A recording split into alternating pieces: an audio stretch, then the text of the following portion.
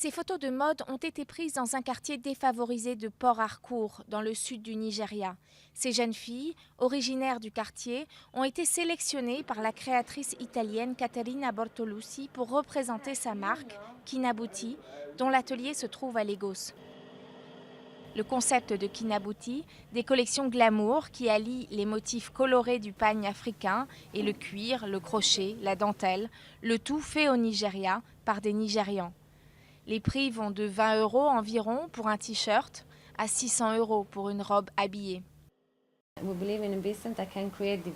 Nous croyons en une entreprise qui peut à la fois créer du développement et générer de la croissance. Pourquoi devrait-on séparer les deux? Nous avons besoin de talents, les talents existent, mais pas le savoir-faire. Donc si on rend ce savoir-faire disponible, cela ne peut qu'aider notre entreprise. L'un et l'autre s'entraident, la marque et les projets sociaux. Après avoir repéré et formé 21 mannequins issus de quartiers pauvres de Port Harcourt, Kinabuti a sélectionné 15 autres jeunes filles de ces quartiers qui ont reçu une formation de couture grâce au financement de sponsors. Une fois formées, ces apprenties couturières vont pouvoir collaborer avec la marque. Pendant que nous, on se concentre sur la collection Super Glamour, on sait qu'on peut aussi fournir du milieu de gamme fabriqué par les talents locaux.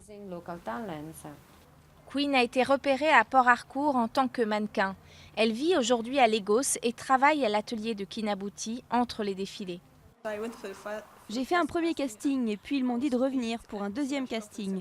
Et quand j'ai passé le second casting, j'ai été choisie. Donc je l'ai dit à mes parents qui étaient très heureux. Je n'aurais jamais cru que je pourrais faire ça. Quand j'ai vu cette photo, je me suis dit vraiment, c'est moi? Vous êtes sérieux? Avec un chiffre d'affaires de 90 000 $ par an environ, Kinabuti ne fait pas encore de profit. Son prochain défi, importer le savoir-faire italien à Kano, ancienne capitale nigériane du textile, touchée par l'insurrection islamiste qui secoue le nord du pays. Kinabuti compte y faire fabriquer des sacs et des chaussures de luxe dans les usines de cuir locales.